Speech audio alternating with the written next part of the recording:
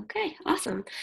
Welcome, everybody. Thank you for joining me tonight for my Stress Less Tips for Empowering Teens with Natural Wellness webinar. And I would just like to welcome everybody and encourage you to get comfortable, relax, breathe. It's a Monday, so if you're anything like me, you've probably been running around all day and you're just now getting to the point where you can sit down and have some time for yourself. So here's a little overview of the things we're going to cover tonight. I'm going to share some current teen statistics just to give you an idea.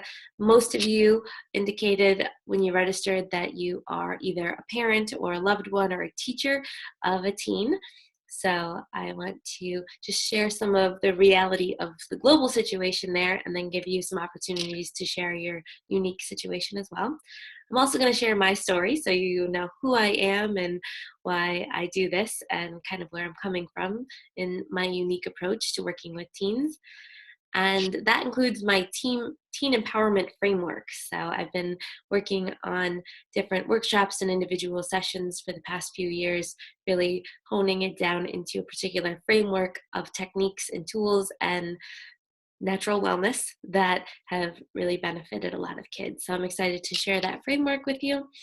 And last but not least, I want you to take something away from this call, something practical. So I'm going to give you some tips and tools that you can use for yourselves and things that you can also share with the teens in your life. So even though this call is about teens, I just want to make sure that you realize how powerful it is to employ some of these tactics in your own experience as well.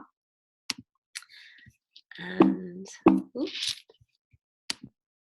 the last thing I'm going to share on some of the slides are just more resources for further exploration, because I don't want you to just take my word for it. I want you to empower yourselves to explore and look into some of the things I'm talking about so that you can really understand all the benefits and see if it's something that's right for you.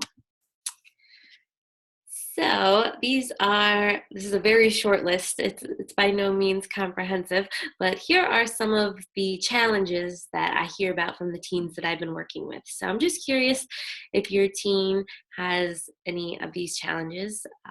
Stress, obviously, is probably one that unfortunately none of us are immune to. So I put that on there first, since that's why most of you signed up for this call.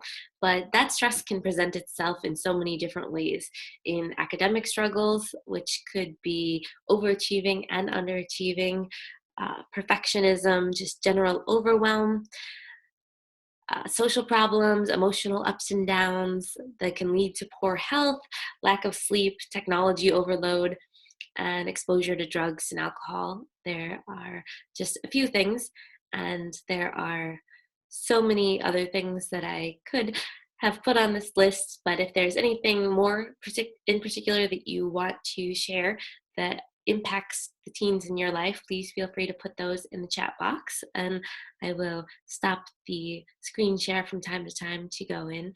Actually, I'm going to check that right now just to see if anybody has something. Oh, I'm seeing a yes in the chat box from everybody, from Ansley, because these stressors are pretty universal and they are not a one size fits all. So that leads into some of these statistics that I wanted to share. And there are so many statistics. I went with one particular study from Baltimore, and I really just wanted to talk about then versus now before I even get into statistics, because the numbers and the research are all really relevant.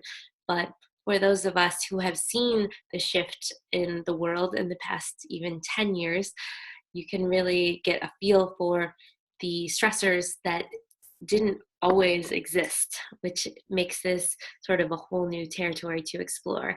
And I always tell the story about the culture of comparison, because when I was in high school, there was 30 people in my classroom or maybe 100 people in my grade, and it was really challenging as an adolescent to constantly compare myself to those kids, either in terms of economics or grades or anything like that. But now kids are comparing themselves on a global level. So they are now looking at athletes and scholars and even young entrepreneurs that are all over the world, and that really impacts it. They also have access to so much more than kids had even 10 or 15 years ago. And that means access to information, also access to, things that would typically not have access to until they were older because of technology. So, between globalization and the technology age and just how fast things evolve, it has really impacted teens, especially in regards to stress. And interestingly, though, even with all of the new stressors on students, the top sources of stress in a recent Baltimore study had pretty traditional things on there that were bothering the kids, namely schoolwork, parents, friends problems, siblings, romantic relationships, drugs and alcohol. Those are all pretty timeless. Uh, Social media and bullying and technology in general, both all those things came up on the study, but not as high as these more traditional things. So I chose this study to sort of juxtapose those two things. So I wanted to establish the fact that things are very different now, but I also wanted to point out that the top stressors are things that are pretty timeless. It's more our approach to those things that needs to evolve a little bit, and that's kind of where my framework comes in. And that same study went on a little bit further to explore how teens were coping with stress. And this is definitely at the heart of my work because it's no big secret that many teens don't cope with stress. They just avoid or refuse to deal with it, or they seek distractions, while others, there are some kids who are actively trying to reduce their stress, but they don't have the tools or the understanding on how to do that. So there's kind of a lot jammed into that one bullet point there. But the big takeaway that I want you all to think about is just that teens deal with stress in very similar ways to many adults. Stress is very uncomfortable, so it's a human reaction of sorts to try to avoid it or distract ourselves. And others who decide that they do want to do something about it don't always have the tools or the equipment that they need. And my research and my experience tells me that the big difference just comes in awareness and dialogue. So, um, the difference between kids who are actively developing mindset and coping strategies and the kids who aren't is just whether or not they can have a dialogue and things can be brought to their attention. So that's where my proactive wellness approach comes in, because I like to introduce concepts to kids before they need them. I work with a lot of kids who need them immediately as well, but my ultimate goal and dream is to get these tools into the hands of kids before they are really struggling. And that sort of leads into the things that I want you to keep in mind. So that sort of set the stage. We know that our kids are really stressed out, and since we love them and want the best for them, there's so much that we want to do.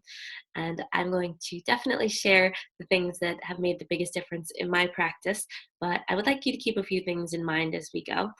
Um, First of all, this is a no judgment zone.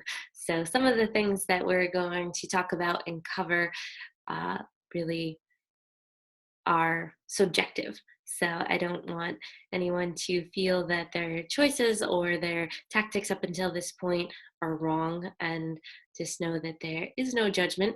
But I would like you to keep an open mind. So if I suggest something that you've never heard of before, just uh, think about it and explore it a little bit. And if I suggest something that you are familiar with that doesn't really align with your vision for helping your teen, just see if you could look at it in a different light.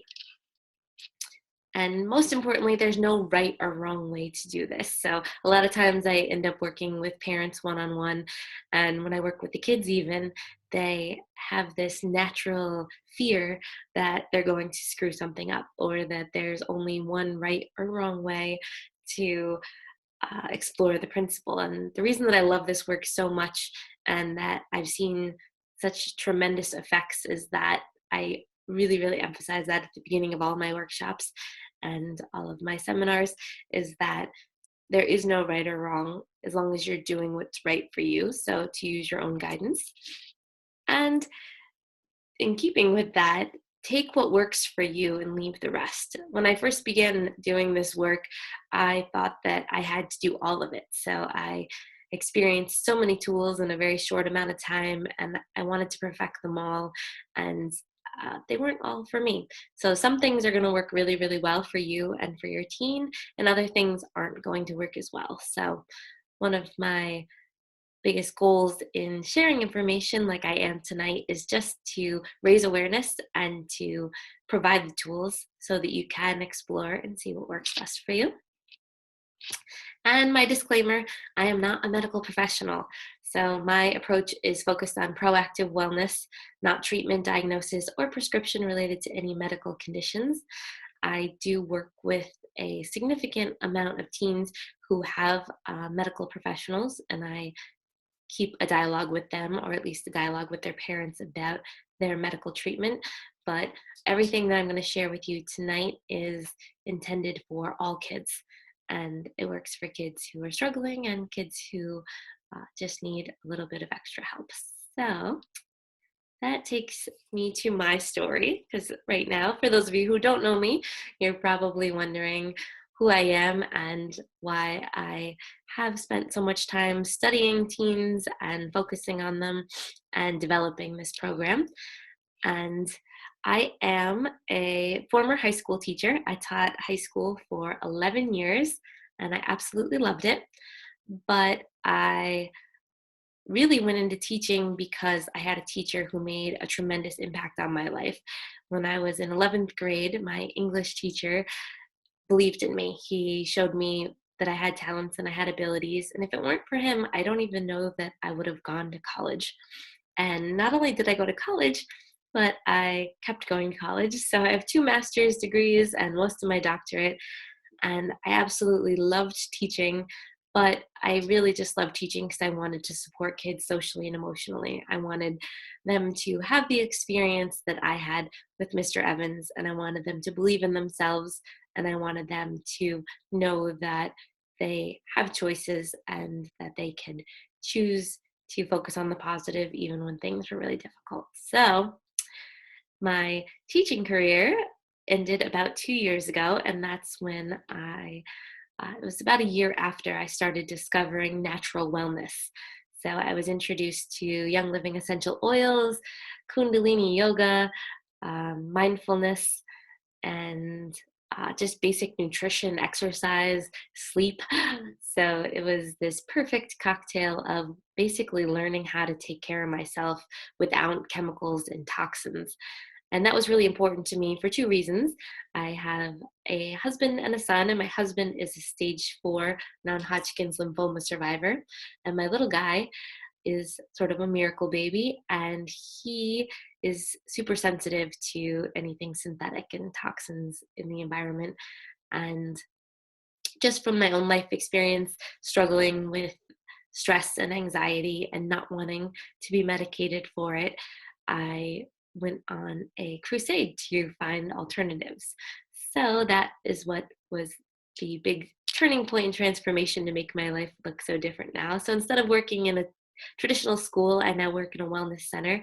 And I also go into schools to train teachers and work with kids and teach them some of the things I'm going to introduce to you tonight.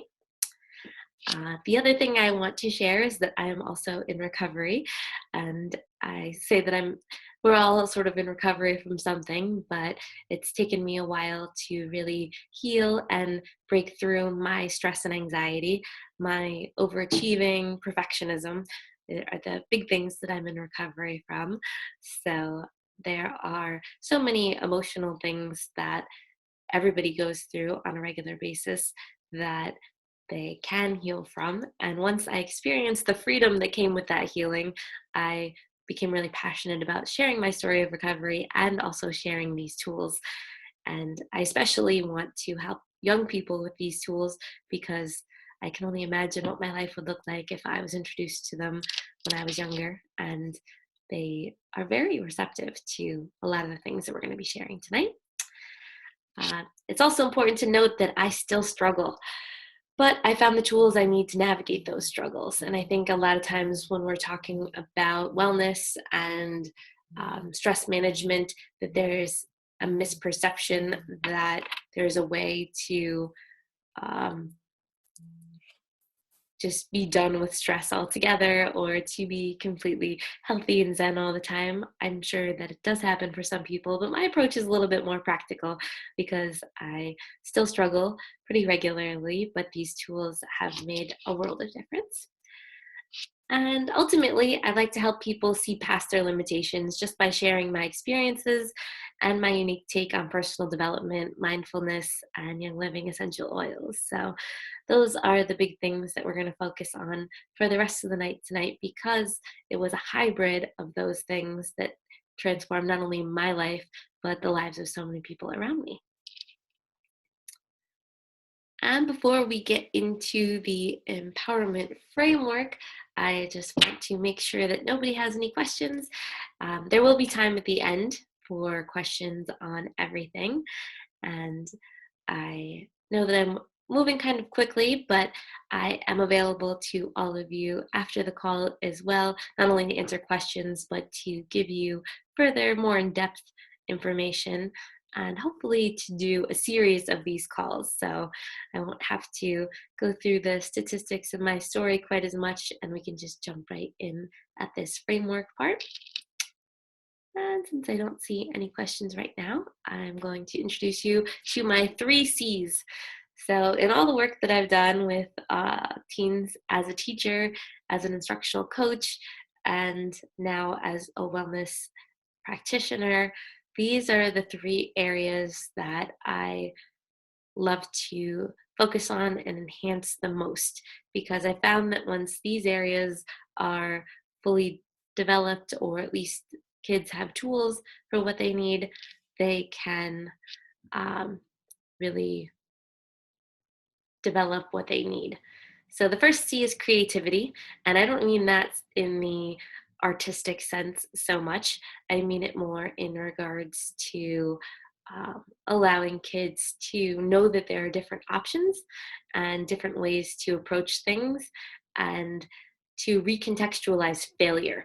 So one of the things that happens in school right now, and when I refer to school, I'm talking more about the traditional public school at the moment. I know there's a lot of fantastic charter schools, and some of you are homeschool parents, and so school looks a little different to everybody. But when I refer to school, I'm talking about my experiences in public education. And one of the challenges to creativity there is the new movement for standardization, and that tends to give a lot of young people the impression that there is only a right answer and a wrong answer, and innovation and creativity aren't emphasized as much as they used to be. So I incorporate that a lot into the work that I do with kids, just giving them an outlet and opportunities for applied creativity. So I encourage them to create something that is meaningful to them and to ultimately use that to help other people.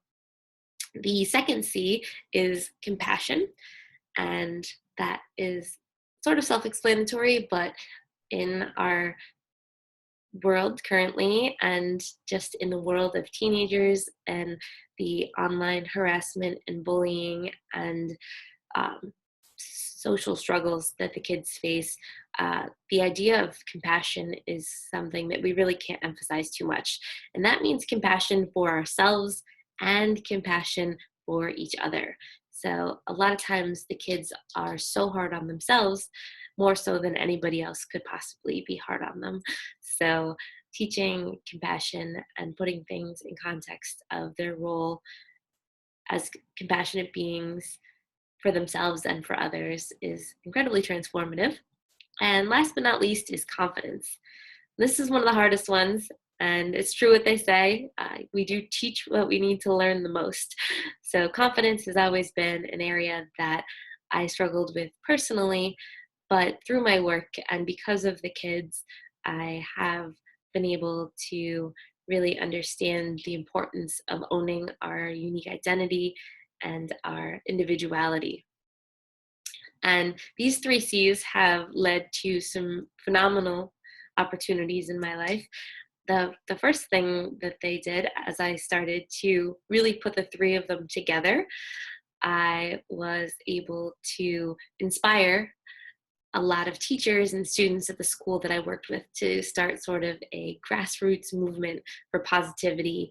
And they called their movement Hope. And what they did was just they took on different projects, little projects. There was no right or wrong way to do this. I wasn't guiding them. I just sort of planted the seeds and got out of their way.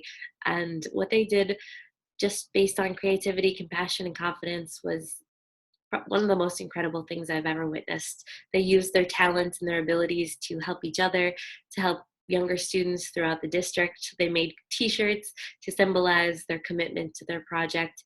And I think it was in that moment, I know it was in that moment, that I realized how much kids have to offer and how what incredible things they can do if they're allowed or if they're encouraged. And so much of their stress actually comes from not having an outlet for creativity, not connecting with the compassionate side of their experience, and not having the confidence to really leverage their unique talents and abilities.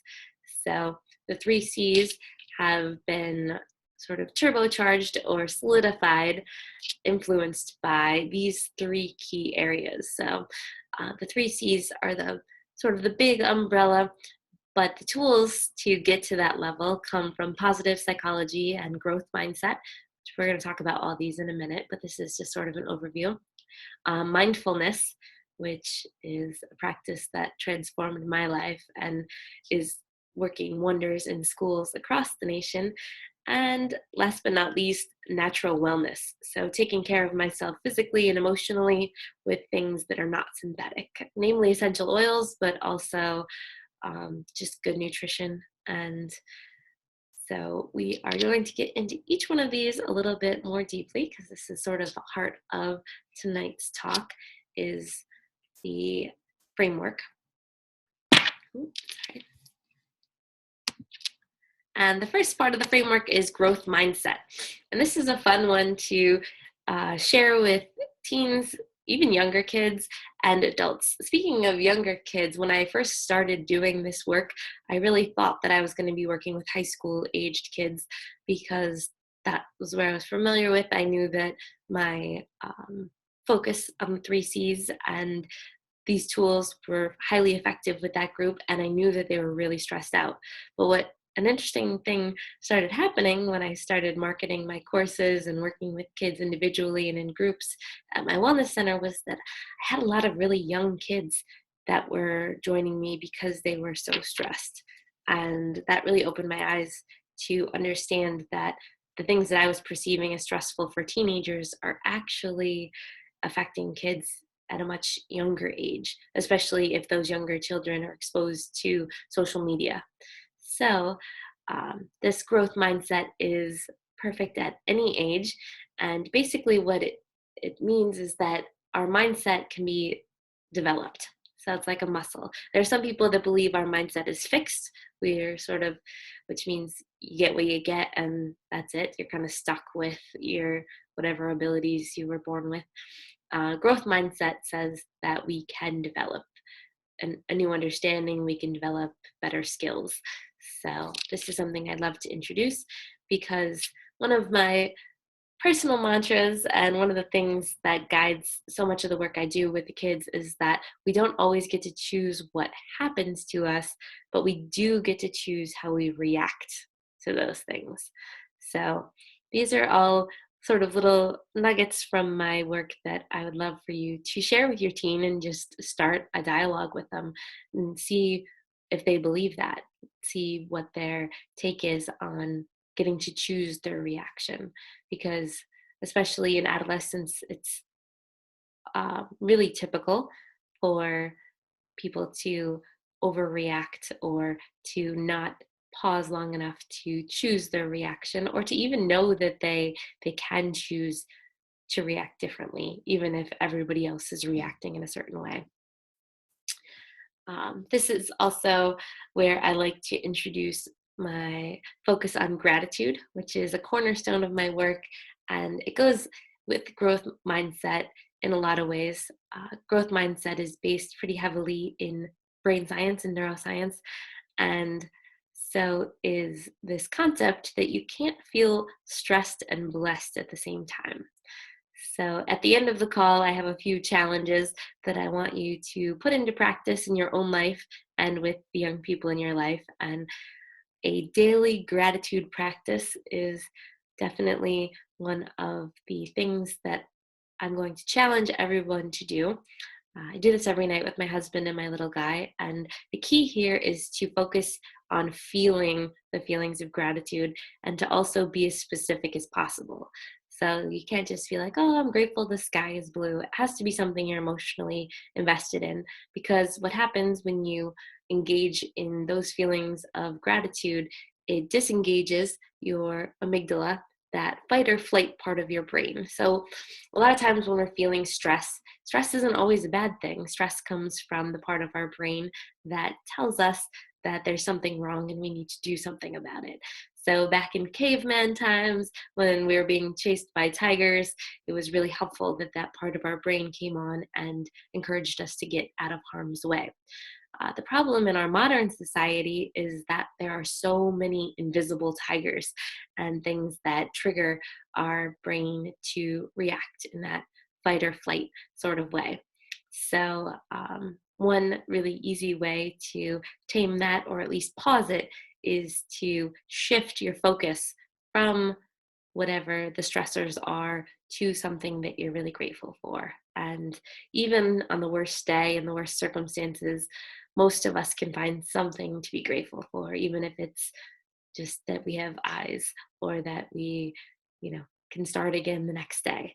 So teaching young people to focus on what they're grateful for not only helps to calm our minds and to help us redirect and keep things positive, it is also a really good way to create that growth mindset and to train our brains. Our brains are so powerful and amazing, and there's so much we could do for them naturally. So I called this seminar Empowering Teens with Natural Wellness. And there's not really anything more natural than choosing your thoughts. So our brains are so good at finding patterns. So I'm sure you've probably noticed this the last time you got a new car, or if somebody you know got a new car, and suddenly you see that car everywhere. And it's like nobody had the car, and then suddenly everybody does. And or there's a series of coincidences, or you pick up on something else that is new to you and you start seeing it online and hearing it in commercials. And that's because our brains look for patterns. But the cool thing about this is that we can actually tell our brains what patterns to look for. So what we focus on, we get more of. So if we're focusing on what we're grateful for, that actually tells our brain to keep looking for more stuff to be grateful for. So that is such a powerful practice. It's easy, but it's also a practice. So the key to growth mindset and to mindfulness, and also to using things like essential oils, is that we need to build new habits. So helping teens build new habits, modeling those habits ourselves, it really comes down to practicing, because we'll experience temporary relief if we do any one of these things by itself. But the more we incorporate them and create a habit out of them, the bigger shifts we see.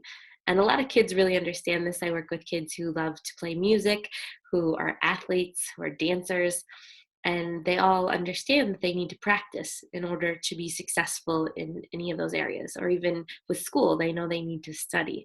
So it's just introducing it in that context and telling them that they can also practice having a more positive mindset, and also they can practice choosing the reaction, they can practice focusing on what they're grateful for. So it's super empowering. And this empowering equation comes from one of my favorite resources, the Jessie Lewis Choose Love Foundation. They have a school program and an amazing website Jesse Lewis was one of the first graders who was lost in the Sandy Hook tragedy. And his mom, Scarlett, is probably one of the most amazing women on the planet. Her book is called Nurturing Healing Love. If you are a reader and you want to check that out, it's a very powerful story. But from that story comes this equation that I also like to share with kids in terms of their mindset. And the equation is courage plus gratitude plus forgiveness plus compassion and action equals choosing love. And just empowering kids to look at choices in that regard, to know that they can choose courage, that they can choose forgiveness, and ultimately choose love is so powerful. So if that equation is resonating with you and you want to know more, please check out their Facebook page. This is the further resource section here. The Jesse Lewis Choose Love you can find on Facebook, and you can also find their website with their um, Choose Love curriculum for grades K through 12. It's phenomenal. And the other website I have here is mindsetworks.com, and there's plenty of resources there so that you can learn more about growth mindset and how to practice it, how to employ it. And like I said, I could talk about all these slides forever, but I want to be mindful of time. So we're going to move on from the growth mindset into mindfulness, which is a really powerful practice and one that I didn't think I was capable of.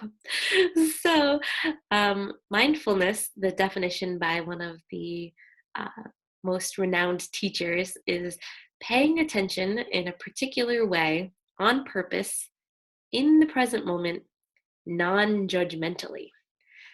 So there's a lot going on in that definition, and I definitely struggled with being present for a very long time. It was part of my overachieving and perfectionism, and it was also a defense mechanism against my own stress. And it's something that I see with kids all the time.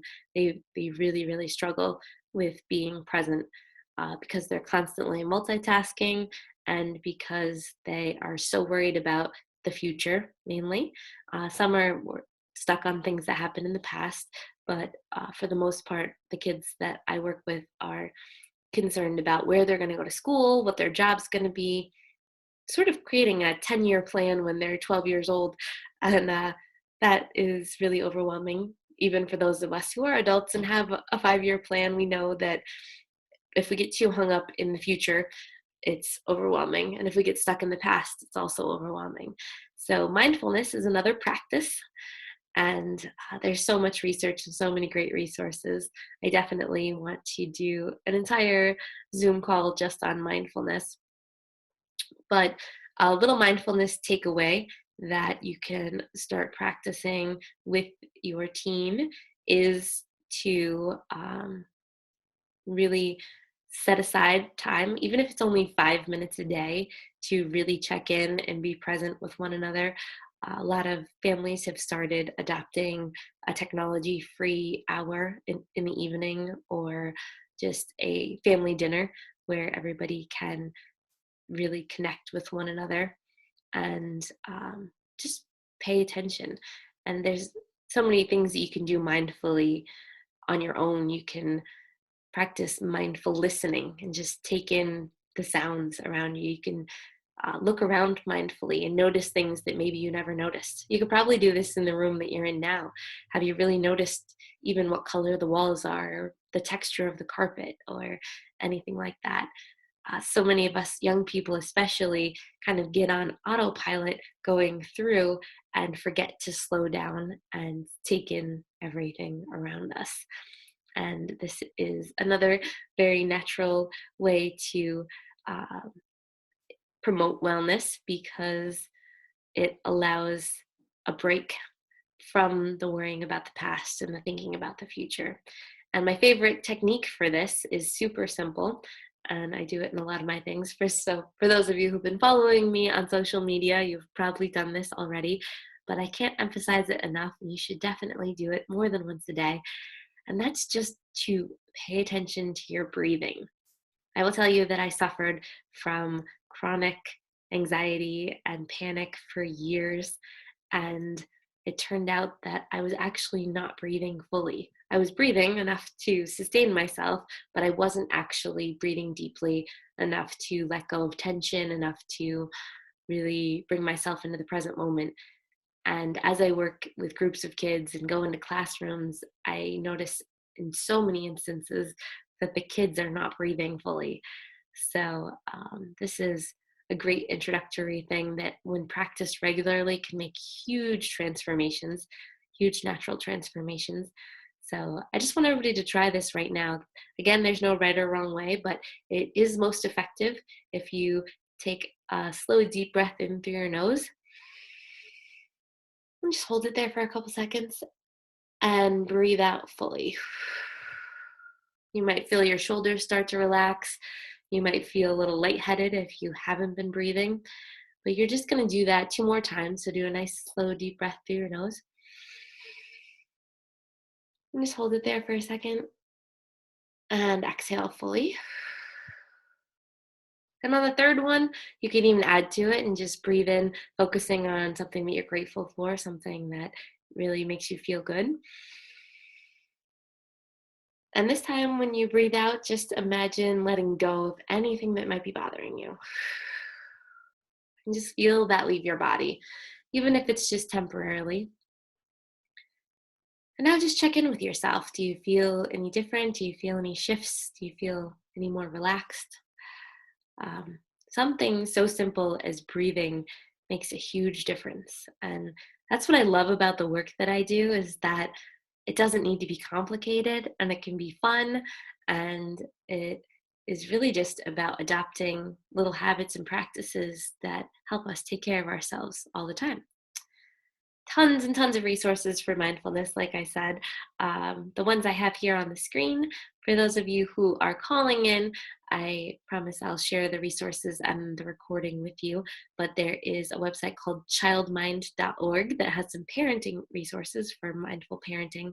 And mindful.org is one of my favorites, and they also have great social media. So um, that brings us to our last aspect that I'm going to be sharing tonight. But before I get into the natural wellness, I want to just say something about social media, because I've been referencing it and talking about all of these fantastic resources.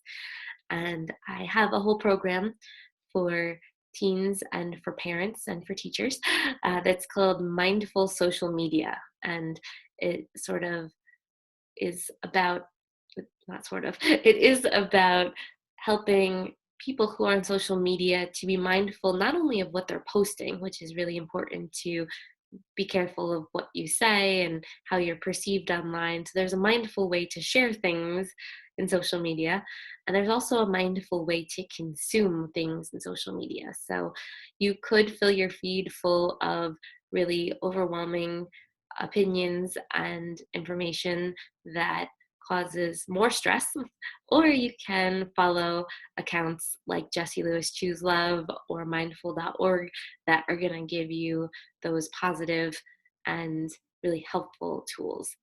So definitely check out those resources. And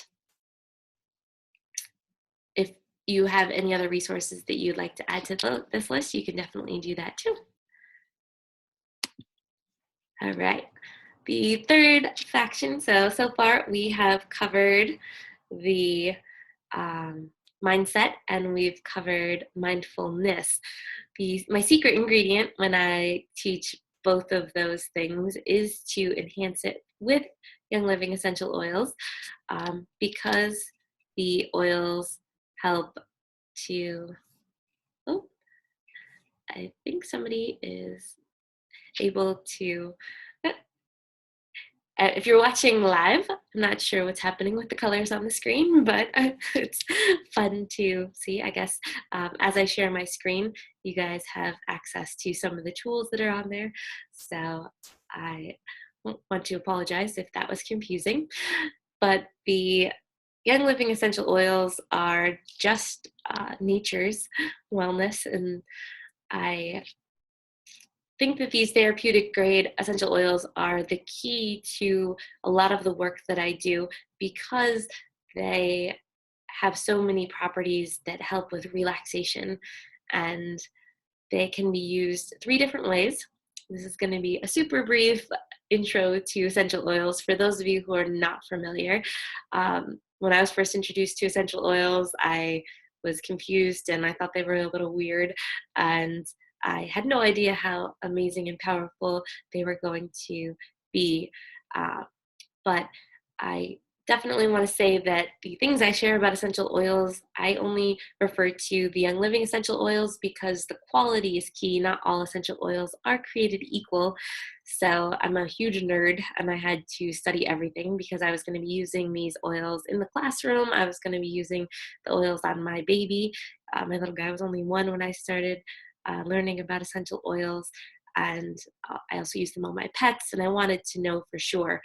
So it's really important that if you get your oils from somewhere like Walmart or Target, there's a good chance that they are not 100% pure, because in our country, they only need to be 5% oil to be labeled 100% pure. So please be careful when using oils, other oils. Um, Aromatherapy is the main way that essential oils have been used since the beginning of time. But with therapeutic essential oils, they can also be applied topically, and most of them can be used internally or ingested. So the reason that I love the oils so much, and I mentioned that they are calming and relaxing. Most of you are probably familiar with lavender, especially. It's well known for its calming and soothing properties, and it's found in a lot of baby lotions and bath time gels and things like that. Um, but in addition to being incredibly calming, essential oils also help to release emotions at a cellular level. So a lot of times when we have strong emotions or a lot of stress, we hold on to it in our bodies. And this is so true for young people who are currently introduced to so many more synthetic toxins in a very short amount of time than some of us were probably introduced to in the first 20, 30 years of our lives. So I love that there are no chemicals or toxins to add to that, and that they also help to detoxify and sort of clear out some of the things. Since they're made from plants, they're incredibly symbiotic with our own cells, so they're easily absorbed, and they really work in powerful ways. Like I said before, they're calming, they're uplifting, especially citrus scents can be very uplifting. And I added a few of my favorite essential oils for stress management here. And how I use the oils with the kids is we diffuse them in the classroom, and it's amazing how they love the smell, and it helps them in so many ways. Stress Away is a blend, and it has I think lime and vanilla and copaiba and a couple other things. And just to watch the kids really enjoy that, and find that they can interact with something like an essential oil and find the level of peace and relaxation that they might get from other more harmful activities is incredibly rewarding. There's also another blend called Tranquil, which is exactly what it says, and another one called Peace and Calming. But there's some regular oils that are referred to as everyday oils because you could really use them for everything. They're like the Swiss Army knife of oils, but they're frankincense and lavender and lemon. So many of these oils can be used for a million different things. So if you're interested in the essential oils, definitely stay tuned. I'm always teaching about the oils, but I needed to include them in tonight's seminar because they actually make the rest of the work go so much more easily. The kids are more receptive to some of the practices when they're feeling relaxed and calm. And when we're relaxed and calm, it's so much easier to keep an open mind and to realize that we can try new things and that it's safe. So there's definitely some fantastic essential oils that can support. Essential oils also work best in conjunction with sleep, proper nutrition, exercise. So those are the elements of natural wellness that I like to talk to families about when I'm working with kids who are struggling significantly, because sometimes the environment and the lifestyle shifts can make a huge difference too. So, eating a more nutritious diet, getting more sleep, and that ties in with the technology too. Sleep and technology are sort of at odds at one another. I have lost count of the number of kids that have, fallen asleep in class or just looked super unhealthy. And when I started to dig a little deeper and find out what was going on, they were sleeping with their digital devices in their rooms. And every time they would get a notification or some sort of message, they were waking up, and it became really compulsive and unhealthy. There's actually inpatient treatment facilities for social media addiction now, and a lot of that can be treated proactively by setting boundaries and rules and making sure that there is um, a device, a digital detox that kids actually get to unplug so that they can recharge. And so I love to hear the stories of families that have shifted to unplugging and using their essential oil diffuser and just allowing themselves to relax and practice some of the mindfulness techniques before bed, including focusing on gratitude. So, when we take something away or make a big change, it's important that we put something in there to replace it. So, if you need to make some shifts as far as your teens and technology, not just taking them away, but giving them something else instead is really powerful. So, giving them something else to focus on. But there are really great tools that are digital as well. So, a lot of the resources I've given you so far are obviously digital, they're found online. There's a good app called Headspace that helps people of all ages with mindfulness. There are apps that explain the essential oils and help with that. And obviously, YouTube is a place where we could find videos like this one. And that pretty much covers the meat and potatoes, if you will, of my framework of natural wellness and mindfulness and mindset. But there are some do's and don'ts I want to share before giving you your final challenge and seeing who has questions. And these are in alignment with the things that we've talked about so far, but just as far as expectations are concerned, don't expect magic to happen immediately. Magic does happen, but transformation takes time. So a lot of times, people have really good experiences with the mindful breathing or with the essential oils, or really love the ideas that are built into mindset, but they get frustrated when they fall back into their old habits. So many of these things are habits and practice. So please be gentle with yourself, which is the next bullet here. Give yourself credit for all the things that you've done. If you're here, you obviously care deeply about at least one teenager, and that is an amazing thing to celebrate. And where there's always things that we can work on and improve, it's important for us to be gentle and celebrate our accomplishments, because those are the things that the kids are really seeing. They're learning from our example. So if we're constantly beating ourselves up and being hard on ourselves for things, they're going to see that and they're going to replicate it. So remember how powerful it is just to model some of these healthy behaviors yourself. With that said, try not to mandate the healthy habits as much as encourage them, because we all know that teens especially like to reject any and all mandates. So um, if you really enjoyed some of these tips and you think that they'll make a big difference, just work on incorporating them in a fun way, work on incorporating them in a way that will resonate with your particular teen, and make them want to do it, because really every teen I've worked with who has admitted to feeling stressed has wanted to feel more relaxed and more free. So that is my do here, is just encourage exploration, plant the seeds of interest, let them know that there are things out there that can help, and explore them together. Don't forget that things don't always have to be serious. That's one thing that I fall into all the time. So I work with kids and parents, and a lot of times in our first session, it's like real serious and kind of awkward.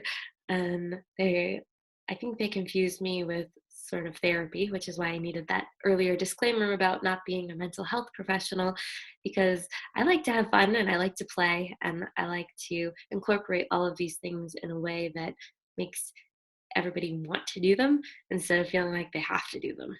And that's a big difference there. So, my last suggestion is just to have fun and play. So, uh, since there's no right or wrong way to do it, you can incorporate any and all of these tools and strategies into your lifestyle, into your beliefs, into your family structure. But the more you have fun with it, the more everybody's going to want to do it, and the more you'll stick with it, and the bigger transformation you will see. And in honor of that fun, here's your takeaway challenge. And I do challenge you to make it as fun as possible, but I do want you to practice personally and with your teen taking 3 mindful breaths at least once a day, maybe even throughout the day. You could put little stickers in places that you'll see, maybe on your laptop screen or on your phone or on the mirror in the bathroom. And every time you see that cue, just remember to stop and give yourself 5 seconds to just check in, breathe, and slow down a little bit. Excuse me. I also challenge you to do the family gratitude game that I talked about tonight before you go to bed, or some of your kids might be sleeping by the time we're done, depending on where your time zone is. But you can um, play the family gratitude game, and it also gives you something to talk about. So if you ask your family what they're grateful for about from that day, they will share more about their actual day too. And I love to do that with kids, especially the ones that are a little hesitant to talk, because they at least end up sharing something that they're grateful for. And last but not least, ask your teen what makes them awesome. This might seem a little funny or awkward because you love your teen and you know what makes them awesome. And you could probably tell them a list of 50 things. But this is something a lot of kids really struggle with, is owning their strengths and owning their unique persona. So getting them to tell you what they think. And you could prompt them if they're struggling or if they can't.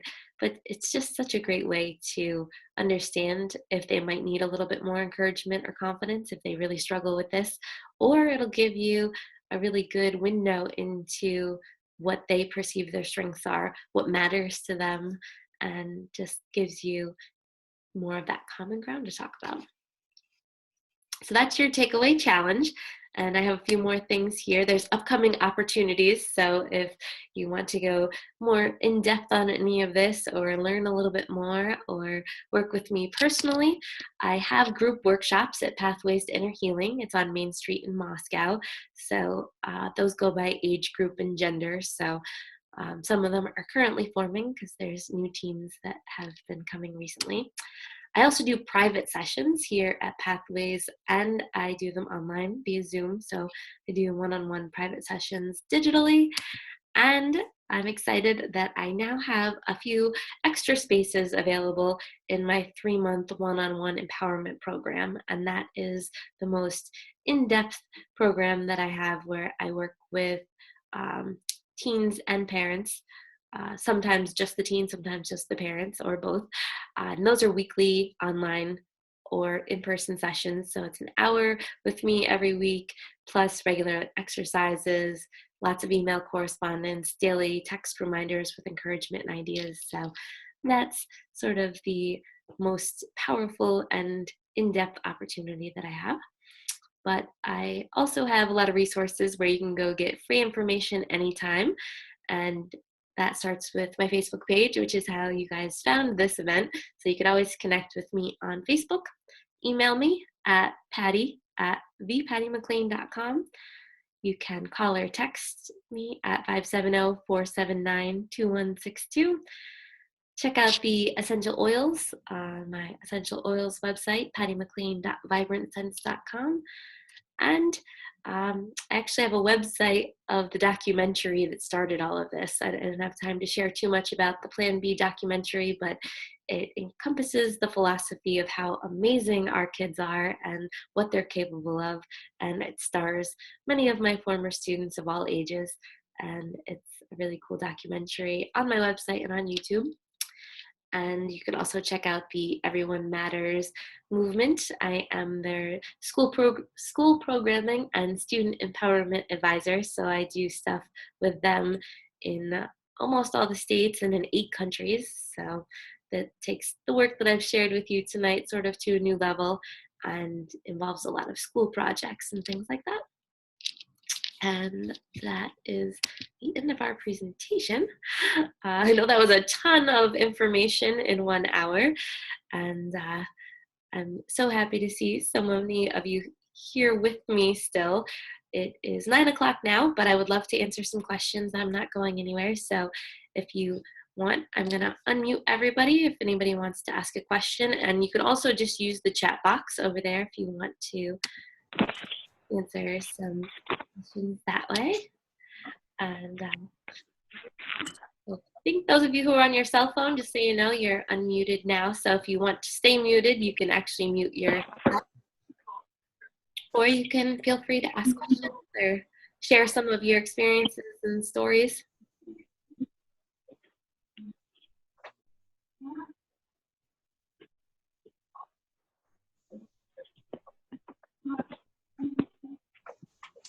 I think most of what I'm hearing is probably just some background noise there. So I'm going to end the recording and